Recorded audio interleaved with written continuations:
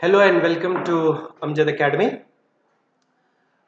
Regarding the chapter of mechanical properties of solids, जिसमें हम elasticity की स्टडी कर रहे हैं, ये महाराष्ट्र स्टेट बोर्ड के हिसाब से ये 11th क्लास के में आएगा और अगर हम सीबीएसई के तहत जाएंगे तो वो 12th 11th के ही पार्ट में आएगा। तो मैकेनिकल प्रॉपर्टीज ऑफ सॉलिड्स में हम इलास्टिसिटी पढ़ रहे हैं और मैंने 2 वीडियोस इसके डाले हैं जिसमें हमने इंट्रोडक्शन और फिर स्ट्रेस और स्ट्रेन की हमने स्टडी की है और मैंने हुक्स लॉ के बारे में आपको बताया था। तो एक मुख्तसर सा मैं थोड़ा सा रिवीजन करना चाहूंगा हुक्स लॉ में, हुक्स लॉ, और इसका स्टेटमेंट भी मैंने आपको दे दिया था। हुक्स लॉ ये कहता है कि within elastic limit stress is directly proportional to strain, यानी कि अगर आप स्ट्रेस बढ़ाएंगे तो स्ट्रेन बढ़ेगा। अगर आप जो भी डिफॉर्मिंग फोर्स लगा रहे वो विद इन इलास्टिक लिमिट अगर लगाते हैं तो इसको मैं मैथमेटिकली लिख सकता हूं कि stress directly proportional to strain. और इस पर से हमने इलास्टिक कांस्टेंट को इंट्रोड्यूस कराया था। अगर आप इसका ग्राफ का नेचर देखेंगे, ग्राफिकल नेचर अगर आप देखेंगे तो यहां पर मैंने लिया स्ट्रेस, ये y एक्सिस है, y एक्सिस पे मैंने स्ट्रेस लिया, ये x एक्सिस है और मैंने यहां पर लिया स्ट्रेन y एक्सिस पर। x एक्सिस पर स्ट्रेन, y एक्सिस पर स्ट्रेस, ये स्ट्रेस है, STRESS, स्ट्रेस है। तो अगर हम with in elastic limit stress और स्ट्रेन को अगर देख रहे हैं, रिलेशन एस्टैब्लिश करना चाहते हैं तो हुक्स लॉ ये कहता है कि it should be a straight line, linear relation in this way. यह है लीनियर रिलेशन, यानी कि अगर आप स्ट्रेस बढ़ाएंगे तो स्ट्रेन बढ़ेगा। ये ग्राफ कहां तक जाएगा? जहां तक आपने इलास्टिक लिमिट रखी है। इलास्टिक लिमिट अगर क्रॉस हो गई तो ये ग्राफ आगे बढ़कर तब्दील हो जाएगा, चेंज हो जाएगा, वो लीनियर नहीं रहेगा, वो कर्व्ड हो जाएगा। लेकिन फिलहाल हम इसी पर रहते हैं कि within elastic limit stress is directly proportional to strain. और मैंने आपको पिछले लेक्चर में फिर इस पर से इलास्टिक कांस्टेंट जो होते हैं, इलास्टिक कांस्टेंट या मॉड्यूलस ऑफ इलास्टिसिटी, इसको हमने डिफाइन करे थे। तो स्ट्रेस अपॉन स्ट्रेन के रेशियो को इलास्टिक कांस्टेंट कहते हैं। और आपको याद होगा उसमें भी हमने देखे थे कि 3 टाइप के इलास्टिक कांस्टेंट थे, 3 टाइप के इलास्टिक कांस्टेंट्स थे। तो पहला था यंग्स मॉड्यूलस Y, दूसरा था बल्क मॉड्यूलस K, और तीसरा था मॉड्यूलस ऑफ रिजिडिटी ईटा। ये 3 हमने देखे थे, 3 टाइप के इलास्टिक कांस्टेंट। तो पहला है यंग्स मॉड्यूलस, इसको Y से रिप्रेजेंट करते हैं, कैपिटल Y से। दूसरा elastic constant bulk modulus K से रिप्रेजेंट करते हैं, और तीसरा यह है मॉड्यूलस ऑफ रिजिडिटी ईटा। इस तरह की ये 3 इलास्टिक कांस्टेंट्स थे। अब हमको एक एक करके इनको डिफाइन करना है और फिर हम इनका इक्वेशन भी डिराइव करेंगे। लेकिन बेसिकली ये याद रखिए कि ये सब इलास्टिक कांस्टेंट है और इलास्टिक कांस्टेंट जो है वो होते हैं ratio of stress to strain.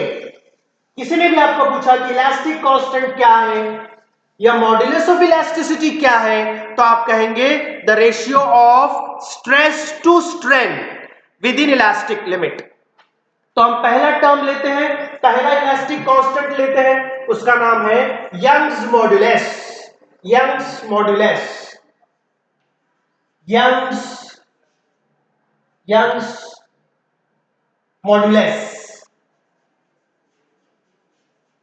और इसको हम रिप्रेजेंट करेंगे letter capital Y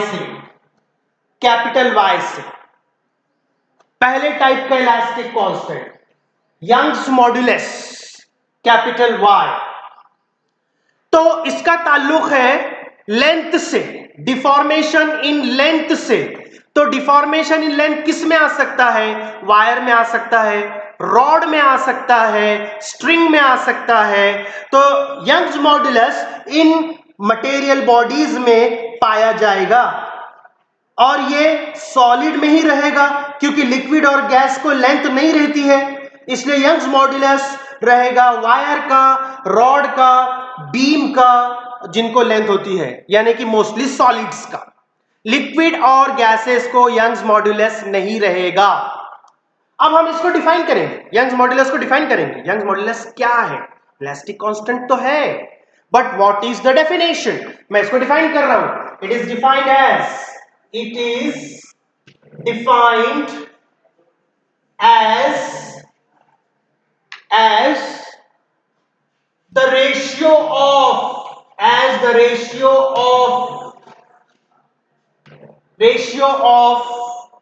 longitudinal stress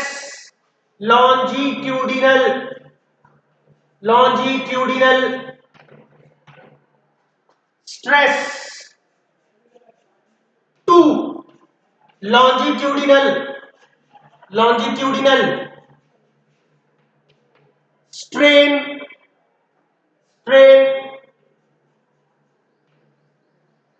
within elastic limit, within elastic limit।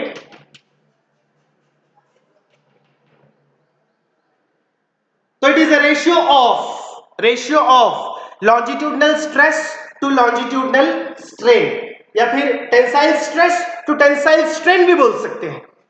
तो ये y है। तो फॉर्मूले के मुताबिक y इज इक्वल टू हो जाएगा लॉन्जिट्यूडिनल स्ट्रेस,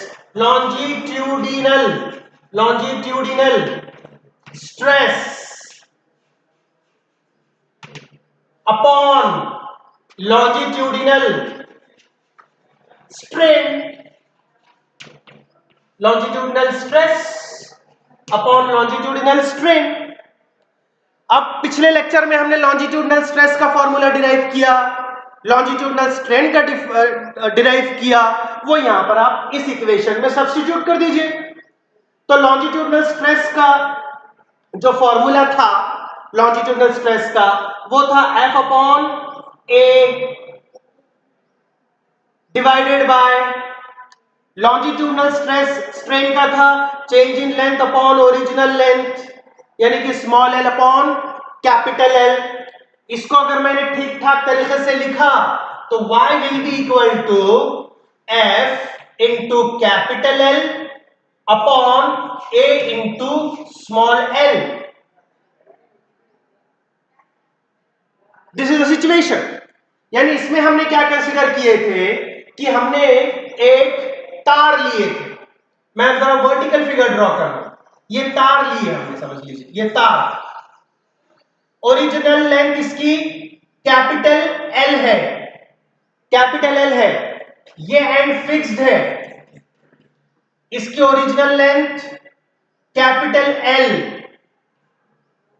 और इसको हमने एक ब्लॉक लगाया है, फोर्स दिया है, यहां पर हमने फोर्स लगाया है F यानी कि ये ब्लॉक का मास m है, तो मैं बोल सकता हूं F is equal to mg।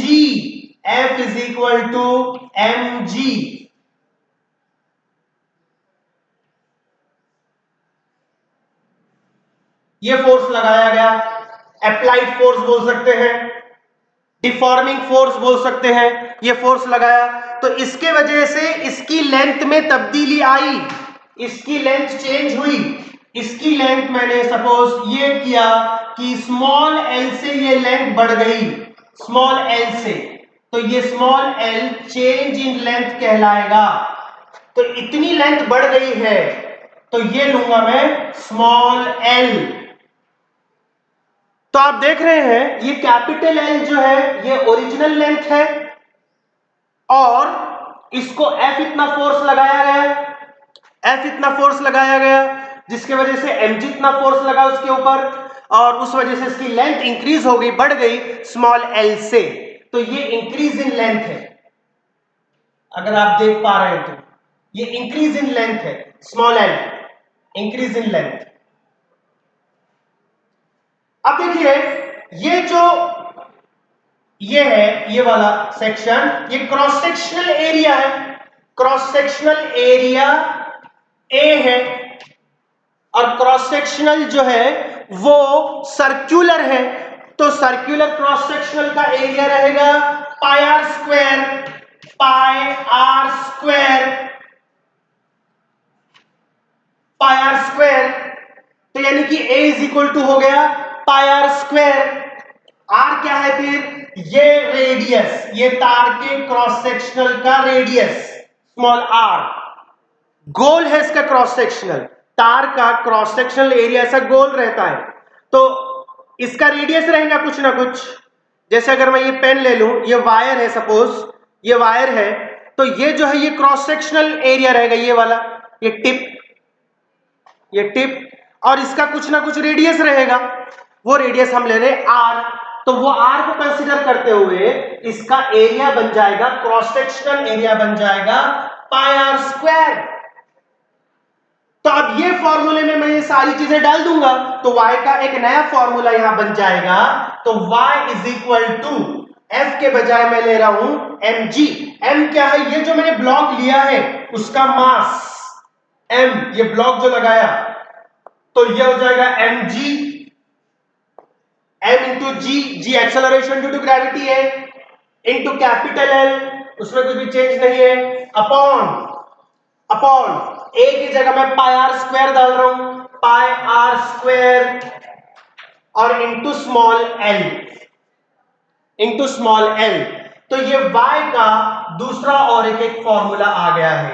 आप ये फॉर्मूला यूज कीजिए या ये वाला फॉर्मूला यूज कीजिए, y के लिए डिपेंड करेगा कि आपको गिवन क्वांटिटीज क्या है, उस हिसाब से आपका फॉर्मूला तय होगा। तो यहां पर हमने एक वायर कैपिटल L लेंथ का लिए थे, उसको फोर्स F लगाए, ये डिफॉर्मिंग फोर्स भी है और अप्लाइड फोर्स भी बोल सकते हैं, इतना ही रेस्टोरिंग फोर्स बनेगा इसके अंदर। तो F is equal to mg, mg का ब्लॉक, इतना ब्लॉक मास लगाए थे हमने, और फिर ये फोर्स है, ये क्रॉस सेक्शनल एरिया है, a is equal to pi r square, और फिर हमने ये सब्स्टिट्यूशन किए, ये हमको y का फॉर्मूला मिल गया है। अब हम इसका यूनिट और डायमेंशन भी देख सकते हैं। इसका यूनिट क्या रहेगा, यूनिट ऑफ y का यूनिट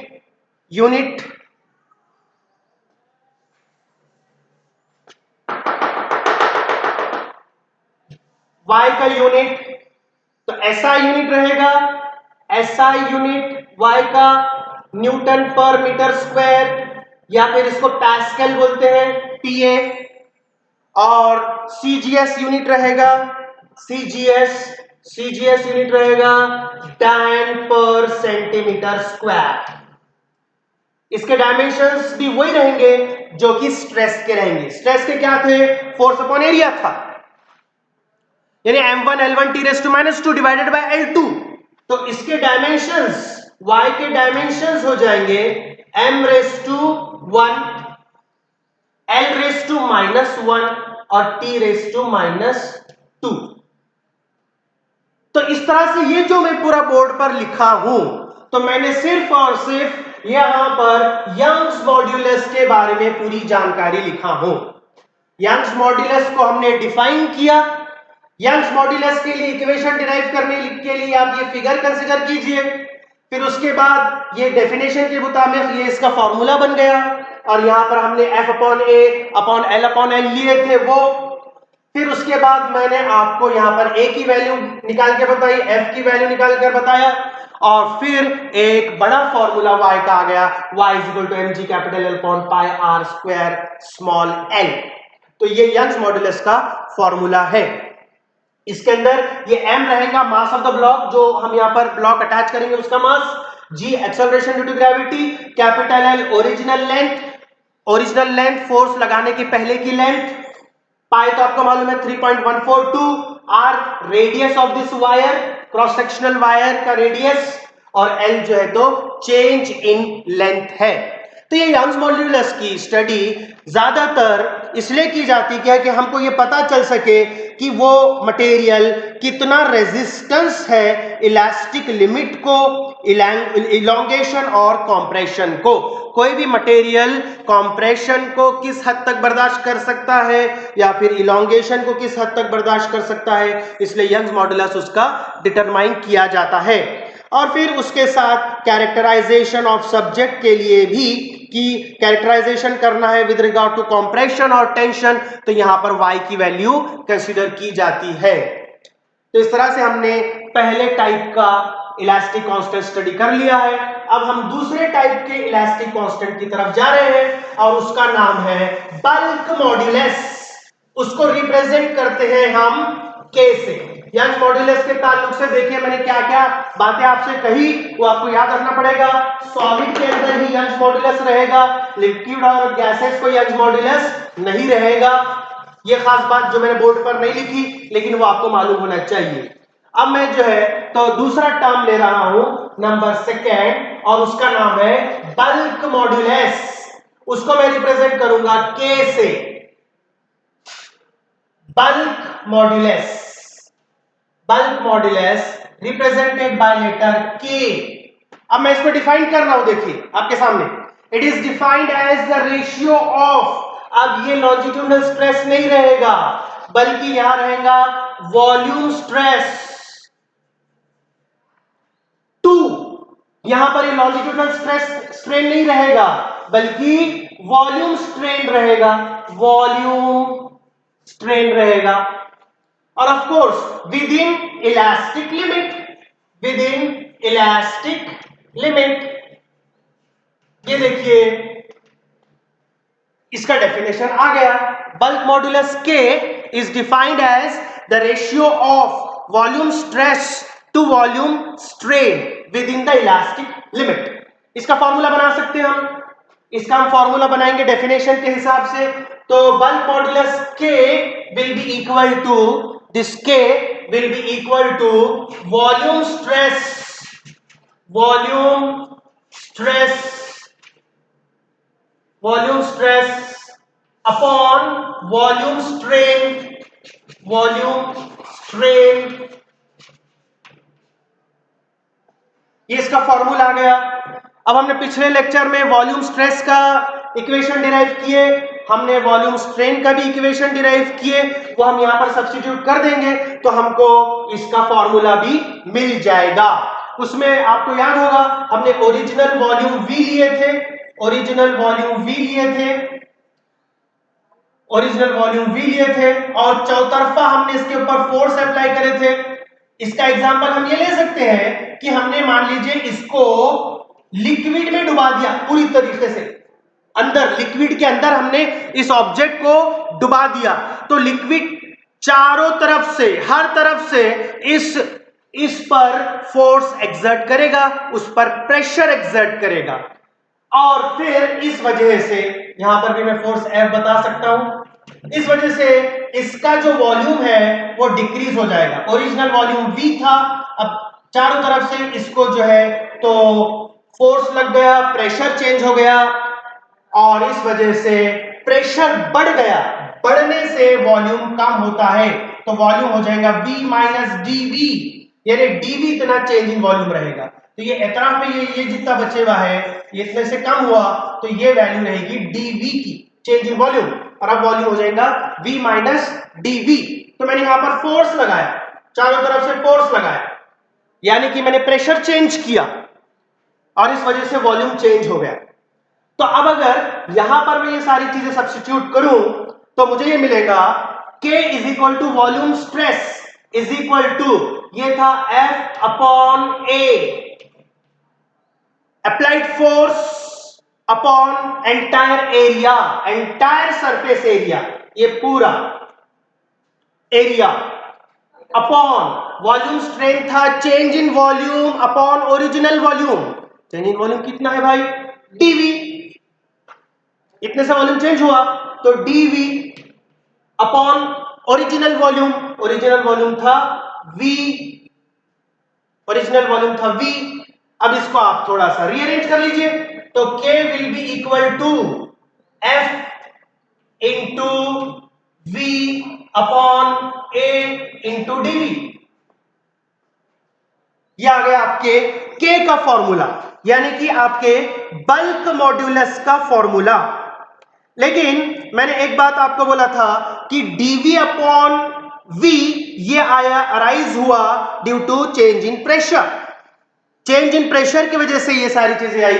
तो ये जो फोर्स अपॉन एरिया है, फोर्स अपॉन एरिया ये है चेंज इन प्रेशर, मतलब डीपी। तो ये हुआ डीपी वी अपॉन डीवी, ये इसका और एक फॉर्मूला आपके सामने पेश है।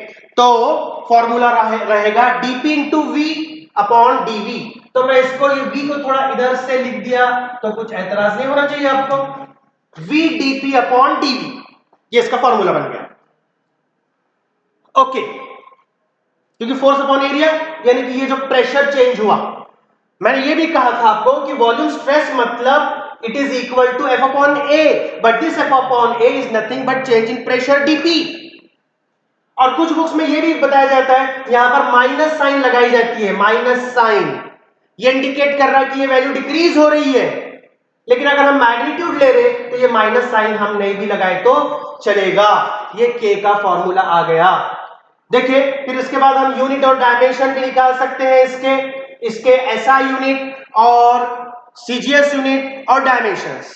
तो आपके के यूनिट्स एसआई यूनिट वही रहेगा जो वाई का था, न्यूटन पर मीटर स्क्वायर। इसको मैं हटा देता हूं।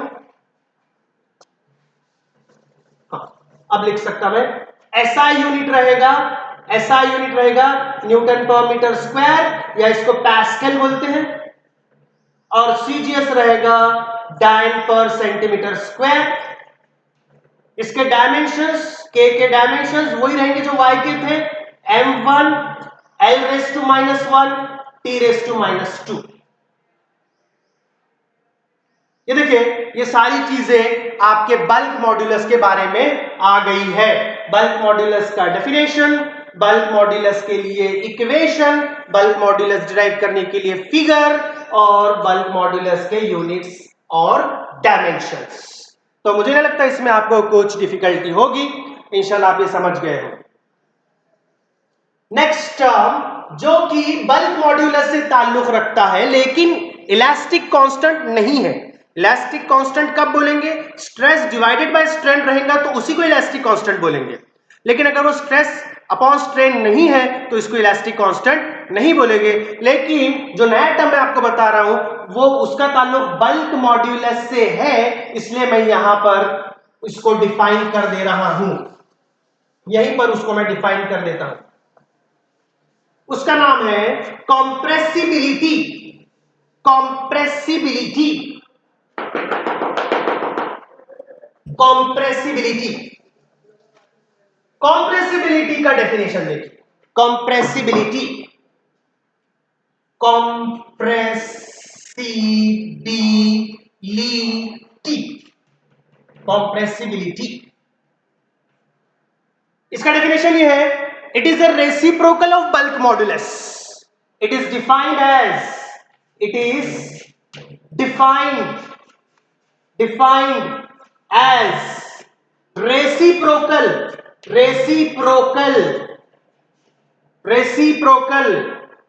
of bulk modulus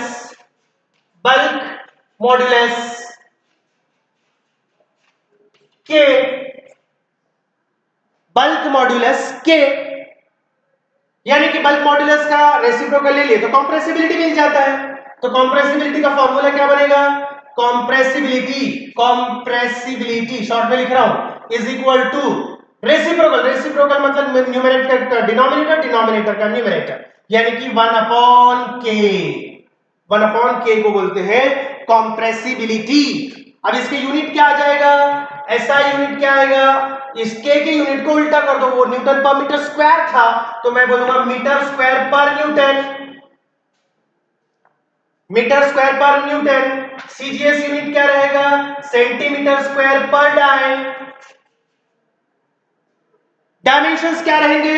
जो डायमेंशंस के रहेंगे उसके उल्टे, तो dimensions of compressibility, I hope it is visible, yes, compressibility के डायमेंशन इज इक्वल टू, वहां पर k के लिए m⁻1 था तो यहां आ जाएगा m⁻⁻1, m⁻⁻1, वहां l⁻⁻1 था, यहां पर +1 आएगा, वहां पर t⁻2 था, यहां पर t⁻2 हो जाएगा। ये टर्म है कॉम्प्रेसिबिलिटी, इसको भी आप याद रखिए, इसका भी डेफिनेशन, इसका भी फॉर्मूला, यूनिट, डायमेंशंस, ये भी आपको याद रख लेना चाहिए। अब तीसरा और आखिरी टर्म वो है modulus of rigidity, modulus of rigidity, वैसे डस्ट, मॉड्यूलस ऑफ रिजिडिटी। चलिए ये पूरा बिठा देता हूं मैं, मॉड्यूलस ऑफ रिजिडिटी पढ़ेंगे, उसका भी डेफिनेशन, उसका भी फॉर्मूला और उसका भी यूनिट, ऑफ कोर्स डायमेंशंस। तो अगला जो टर्म है वो है modulus of rigidity, modulus, modulus of rigidity, rigidity, इसको रिप्रेजेंट करेंगे लेटर ईटा से, ग्रीक लेटर है, एन के जैसा दिख रहा, लेकिन एन की एक डंडी लंबी कर देना है और उसको पढ़ना है ईटा। इसको डिफाइन कर रहा हूं मैं, it is defined as, it is defined as the ratio of, the ratio of, the ratio of sharing stress, sharing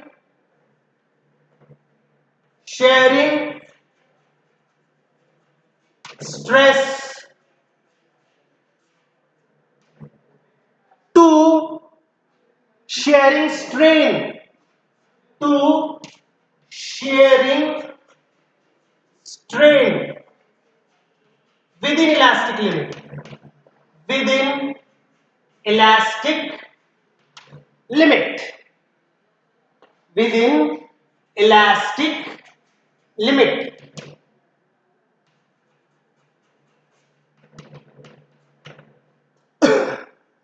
तो ये डेफिनेशन हो गया मॉड्यूलस ऑफ रिजिडिटी ईटा का। क्या डेफिनेशन है? It is defined as the ratio of shearing stress to shearing strain within elastic limit. इसका formula बना लेते हैं हम, तो eta will be equal to, eta will be equal to shearing stress, shearing stress upon shearing strain. आपको figure याद होंगी, shearing stress और शेयरिंग स्ट्रेन डिफाइन करते समय मैंने फिगर इस्तेमाल किया था, खेलने के पत्ते एक के ऊपर एक के ऊपर एक के ऊपर एक रखे हुए हैं, ऐसा आपने नीचे की लेयर को फिक्स रखा, नीचे की लेयर को फिक्स रखा और ऊपर की लेयर को टेंजेंशियल फोर्स दिया, फ्लिक किया, तो सारे पत्ते जो है तो डिस्प्लेस हो गए। हर लेयर का डिस्प्लेसमेंट अलग अलग है, फिक्स लेयर का डिस्प्लेसमेंट 0 रहेगा और जिस पर आपने टेंजेंशियल फोर्स लगाया था उसका डिस्प्लेसमेंट सबसे ज्यादा रहेगा। तो मैं ये आसान सी फिगर आपकी किताब में जो है उससे थोड़ी आसान फिगर ड्रॉ कर रहा हूं, मैं जो है तो एक तरफ से देख रहा हूं ये पत्तों को, तो मुझे इस तरह से एक स्क्वायर शेप दिखेगा, से पत्ते एक के ऊपर एक रखे हुए, मैं इस साइड से ये व्यू देख रहा तो मुझे एक स्क्वायर शेप दिखाई देगा। तो मैंने इसके ऊपर टेंजेंशियल फोर्स लगाया, ये फोर्स लगाया F, टेंजेंशियल फोर्स, इस लेयर को हमने रखे फिक्स, इस लेयर को रखे हमने फिक्स, इसको नाम दे देते हैं A B C D। Tangential force लगने से ये लेयर्स डिस्प्लेस हो जाएंगे, तो हो सकता है कि ये वाली लेयर यहां पर आ जाएगी, यहां पर आ गई, और ये वाली लेयर यहां पर आ जाएगी, उतनी ही। देखिए शेप चेंज हो गया। शेयरिंग स्ट्रेस और शेयरिंग स्ट्रेन का ताल्लुक जो है तो शेप से है, तो शेप चेंज हो गया।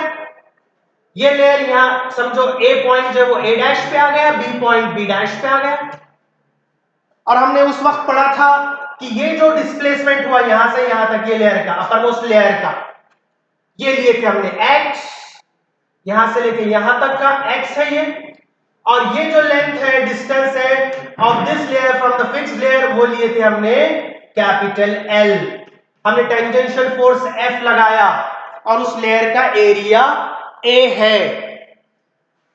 अब यहां पर मैं शेयरिंग स्ट्रेस डाल दे सकता हूं। Shearing stress is equal to force this tangential force upon area of the layer parallel to the force. Definition देख लीजिए वहां जाके, तो वो था F upon A upon shearing strain. तो शेयरिंग स्ट्रेन क्या है? Displacement of a layer, lateral displacement of a layer, तो वो है x upon its distance from the fixed layer, यानी कि L। और ये x अपॉन L, यहां पर मैंने ये एंगल थीटा लिया था, इसको एंगल ऑफ शेयर बोला था। पिछला वीडियो आप देख लीजिए, उसमें आपको सब याद आ जाएगा। ये थीटा था और x अपॉन L ये tan थीटा हो जाएगा, ये x upon L tan theta हो जाएगा। इसको अगर मैं सिंप्लीफाई करता हूं तो it will be F upon A upon tan theta, और फिर से इसको रीअरेंज अगर करते हैं तो eta will be equal to F upon A into tan theta. और अगर थीटा बहुत छोटा है तो tan theta is equal to theta होता है, तो इस वजह से मैं ये लिख सकता हूं कि F upon A into theta when since theta is very small,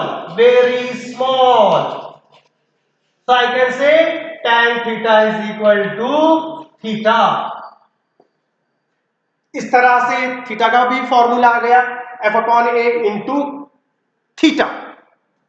ये हमने थर्ड डायमेंशन यहां पर बताया। अब आप देख लीजिए इसका यूनिट SI यूनिट, ईटा का SI यूनिट वो भी रहेगा न्यूटन पर मीटर स्क्वायर या फिर पास्कल, और CGS यूनिट रहेगा डाइन पर सेंटीमीटर स्क्वायर, और फिर इसके डायमेंशंस, ईटा के डायमेंशंस वही रहेंगे जो स्ट्रेस के थे। I hope it is visible, it's not, let me write this to this side. I am taking more time. SI unit रहेगा न्यूटन पर मीटर स्क्वायर या फिर पास्कल। CGS यूनिट रहेगा डाइन पर सेंटीमीटर स्क्वायर, और इसके डायमेंशंस, ईटा के dimensions m1 l-1 t-2। Yeah, it's visible. Now you can see that on this board I have written everything regarding modulus of rigidity. So when preparing the notes, मैंने ऐसी कोशिश किया है कि तीनों बोर्ड पर जो लिखे हुआ है वो तीनों इलास्टिक कांस्टेंट के सारी चीजें एक ही बोर्ड पर आ जाए, उसका डेफिनेशन आ जाए, उसका फॉर्मूला आ जाए, उसका फिगर आ जाए, उसका यूनिट आ जाए और उसके डायमेंशंस आ जाए। इस तरह से हमने ये तीन तरह के इलास्टिक कांस्टेंट देखे थे। Hope you must have enjoyed this video and you must have understood each and everything. If you have any difficulty, you can write in the comment box. Please subscribe to my YouTube channel, share my videos, like my videos. I'll be looking forward towards your questions. Thank you.